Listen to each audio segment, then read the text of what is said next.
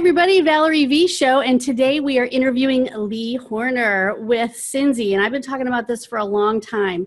I know that you guys all understand that telehealth and virtual health is really taking off. It's never going to there's never going to be less of it. There's probably always going to be more of this. So we're here today to learn from Lee Horner, CEO of SYNZI. He has a very long and prestigious background. I'm not going to go into all that because I've already posted a ton of things, but he's going to tell us all about SYNZI and their telehealth and all the cool virtual stuff they're doing. So welcome, Lee. Thank you very much for having me, Valerie. Oh, thanks for being here. And so why don't you start by telling us what is the history of SYNZI? Yeah, so I founded the organization actually in March of 2016 under a division of Stratus Video. We actually started as Stratus Video Telehealth Division. And I was fortunate enough to grow the business. And in late 2017, we decided to make the decision to form a new company, which we named SYNZI, and took on new equity and have really been exploding ever since. So really January of 2018, we launched a new brand and things have just been exciting. As you mentioned, this market is incredibly exciting right now and there's a lot of really neat things going on.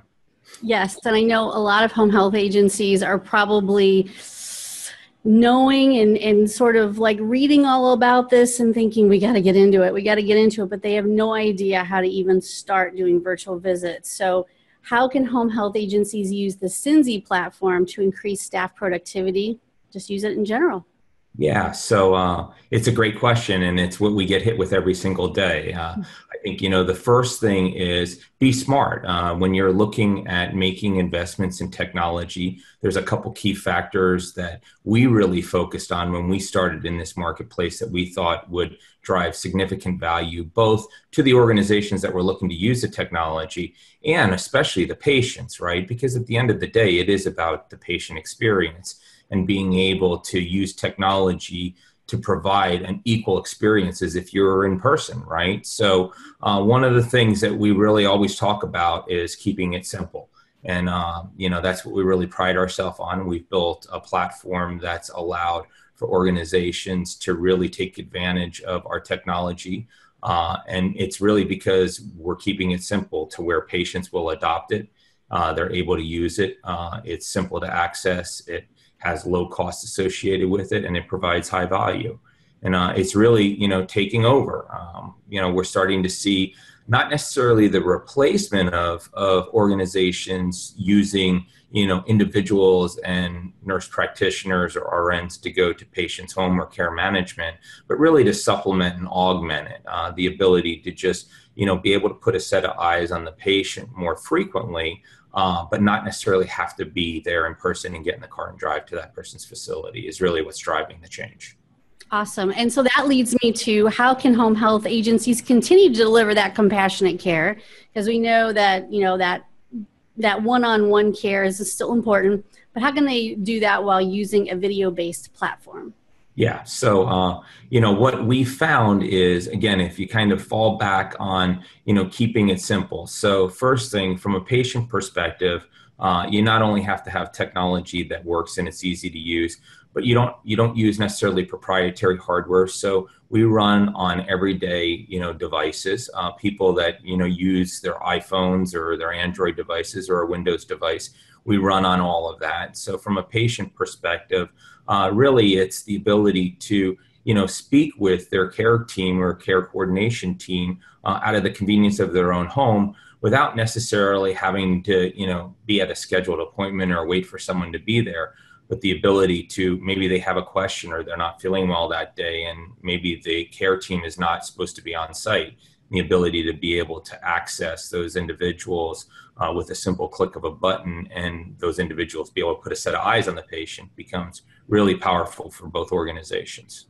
That is super nice. I know,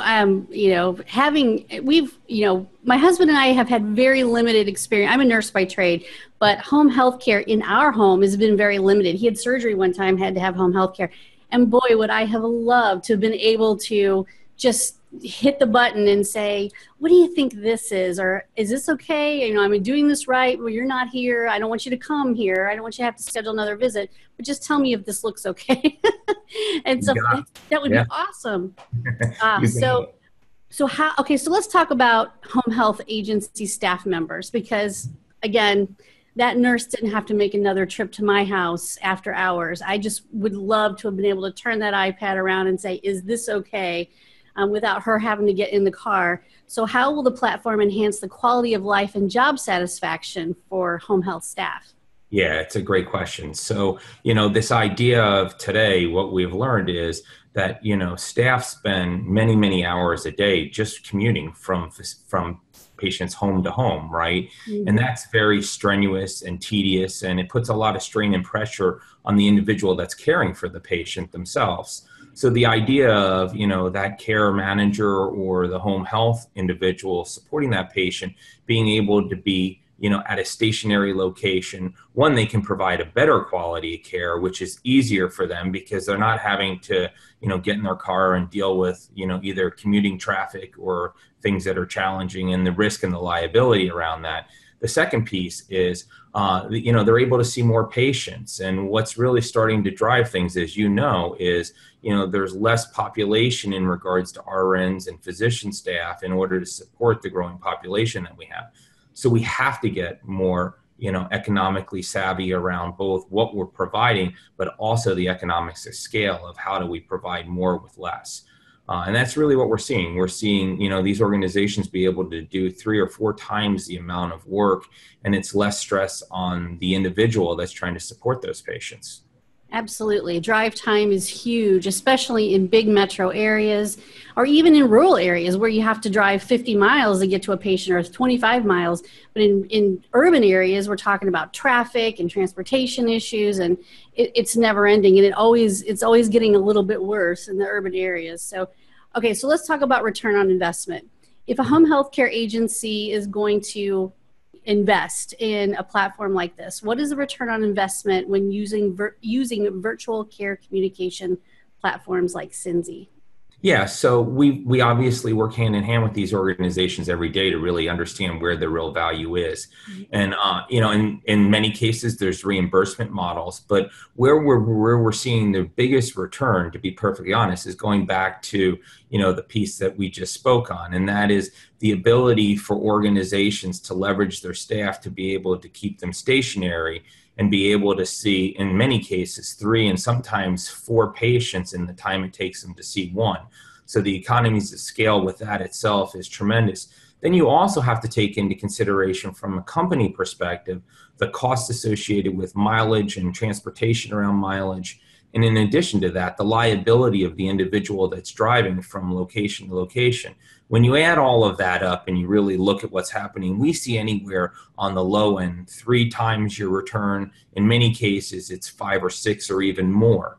And that's just scratching the surface on, how we really look at return on investment. You start to apply the reimbursement model and the ability to, basically remove and mitigate the readmittance component of where there's a lot of costs associated with that to both home health organizations and hospitals. All of a sudden you start to have a pretty sizable ROI associated with everything we do. Absolutely, especially those large hospital organizations or even small, that helping folks stay home, get past that 30-day mark, avoiding those readmissions, that is huge. And being able to see someone and know just by seeing them, yeah, they really do need somebody to come out there right now, or, well, you'll be okay, just, it's going to be all right. But there really is, I just amazing the technology and how we've advanced and teaching seniors, I'm sure we see all kinds of folks. I mean, my husband's not a senior yet, but teaching folks how to use these platforms doesn't have to be that difficult. It's not the challenge that it used to be. So if they have any kind of device, and that's what I also like. You said if they have any kind of device, maybe it's a smartphone, maybe it's an iPad, maybe it's a laptop, they can use the SYNZI system with that. It's not a specific device they have to have. Yeah, that's exactly right. And it was intentional, right? A lot of organizations support specific OSs or specific types of devices. And when you start to look at the population across the US and the world, right, you have a really, really, diverse demographic around technology that's being used.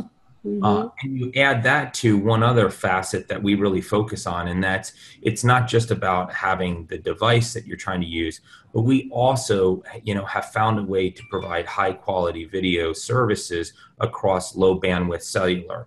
And when you start to look at those rural areas that you talked about, there was a lot of limiters in years past where people were trying to use video technology. They would have to be either on Wi-Fi or dedicated connections. Now, with our technology, we can run on 3G communication across a cellular connection and put, not only 2 people on a video call, but 3 and 4 people on a video call simultaneously. It's really in the way it's being delivered. Absolutely. And it's amazing too, if you travel at all, that there, especially if you travel to rural areas, that where there used to be no cell service, typically now there is a cell tower within reach. There is most of the time we are to the point where there are more and more cell towers going up, so you don't lose that connectivity the way you used to.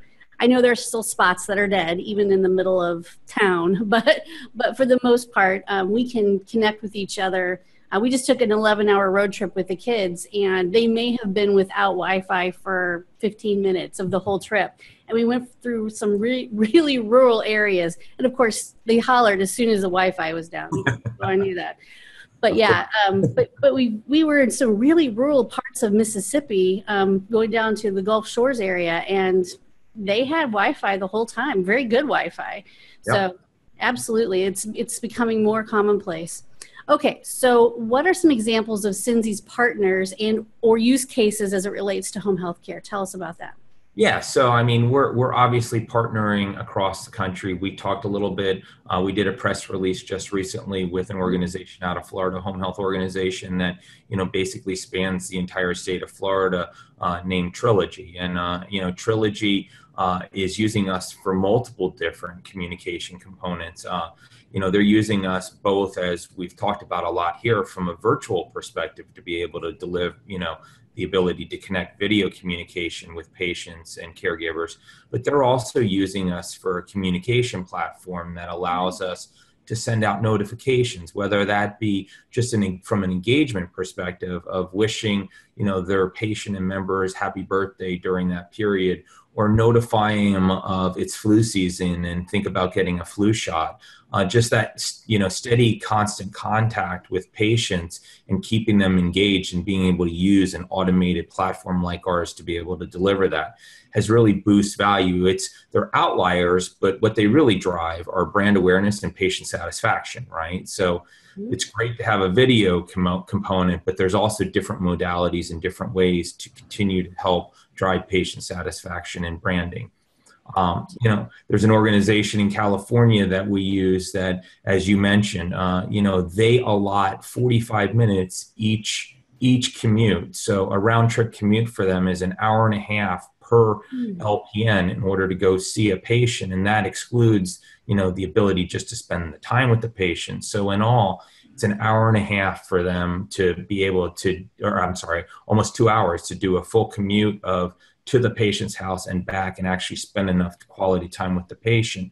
So again, being able to, not replace, but subsidize the ability to maybe be able to see that patient 2 or 3 times a week versus in some cases only 1 time a week has become really, really important and really valuable to the organizations.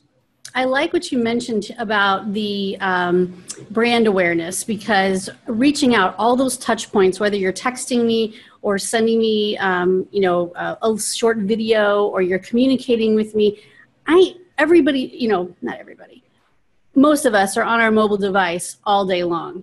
And so when I get a text from somebody, I am much more likely to either A, read it, or B, answer it than I am even a voicemail.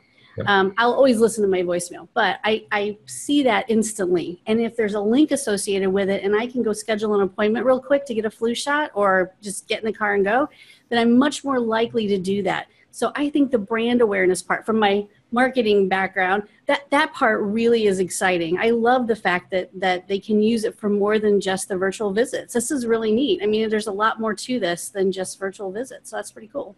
Yeah, if you take it one step further, right, the beauty of our technology and what we really focus on is the behavior of the patient. Everyone talks about, how it facilitates better communication and better video, but you also have to understand how patients behave. And the things that we really start to look at is different demographics and cohorts of patient populations respond differently based on the modality that you use.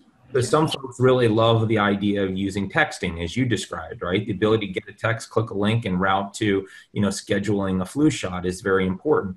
Others like the idea of being able to do a video call and just have the conversation with someone, right? Others like email. Me personally, I don't. I'm not a big email fan because you get thousands of them during the day. But I'm on the tech side as well. But understanding that behavior of how patients want to be communicated with, instead of the days of the past where we just, we communicated one way and, we were all about the organization, how the organization communicated. I start to talk about things called choice, and patients are looking for that. They're looking for choice. They're looking for convenience. They're looking for things that will allow their lives to be more effective and really fall in with how they live their lives day in and day out. Right. And imagine a big hospital system or even a small one who owns many, many doctors or physician practices being able to text all the patients and say, it's flu season, it's time. A home health agency doing it is awesome, but having our hospitals understand the importance of some of that communication choice stuff is amazing. I wish our hospitals would text me and remind me that it's time to blah, blah, blah, or whatever. So, or text me appointment reminders even. Oh my gosh. So, I just think this is amazing. I'm so glad that you came on the show to talk to us all about this. It's the virtual visit stuff is so important. It's going to be important moving forward. Can you tell me, is there a specific size of home healthcare agency that really benefits the most from SYNZI, or can it be a small all the way up to, 20, 30, 40 million in billing, or is there a size that really fits the SYNZI model better? Yeah, there's really not. And we kind of intentionally did that, right? Again, we took the approach of, keep it simple. And when you think about engaging with patients and allowing patients to use the technology, from a staff perspective or an organization perspective, we work with very small organizations and we work with the largest of the large.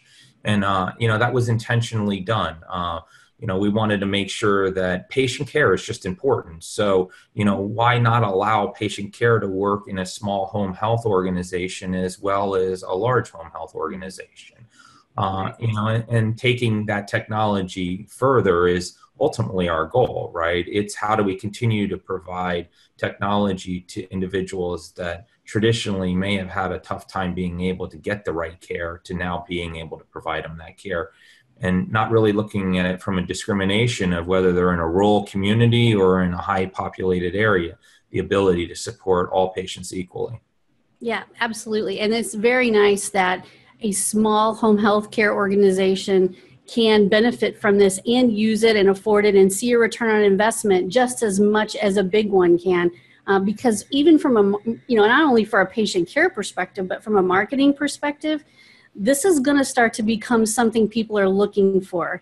Can we do visits virtually? And it's just going to become commonplace. So the more folks you engage with SYNZI and get enrolled in that system, the better their marketing will be, the better that message will resonate with people who are used to being able to do everything as much as possible doing stuff virtually. So that's great. Yeah, absolutely. All right. Well, Lee, thank you so much for coming on. We're going to put this video out there for all of our folks to see. It'll also be in our Home Care Daily newsletter. So thank you so much. I appreciate you coming on the show today, and I'm sure we'll talk to you again soon. If you have a big announcement, let us know and we'll get you back on the show. I will, Valerie. Thank you very much. All right. Thanks. Talk to you later. Bye-bye.